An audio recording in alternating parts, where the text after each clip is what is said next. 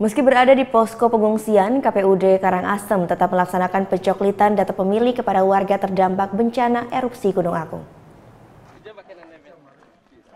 Petugas KPUD Karangasem mendatangi warga pengungsi bencana erupsi Gunung Agung di pos pengungsian UPTD Desa Rendang Karangasem Kamis lalu.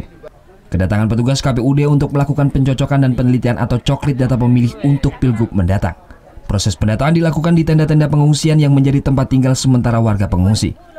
Satu persatu petugas memeriksa kelengkapan surat identitas warga.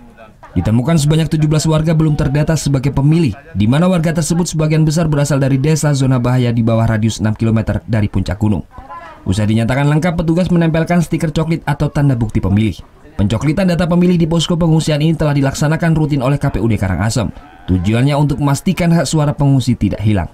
Jadi kami ingin betul-betul memastikan bahwasanya masyarakat pengungsi yang ada di tempat pengungsian ini memang sudah dicoklit dan terdaftar sebagai pemilih untuk Pilgub 2018 nanti.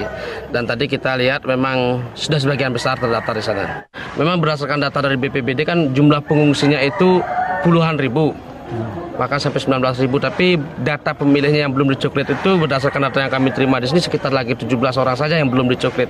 Sisanya sudah dicoklit oleh petugas kami. Warga pengungsi yang telah terdata ini nantinya dapat menyalurkan hak suaranya pada pemilihan Pilgub 27 Juni mendatang. Sementara untuk tempat pemungutan suara atau TPS akan dikondisikan sesuai aktivitas vulkanis Gunung Agung. Jika aktivitas Gunung Agung masih tinggi, maka pelaksanaan pemilihan akan dilaksanakan di posko-posko pengungsian.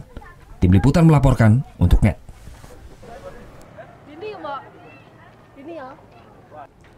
Thank you.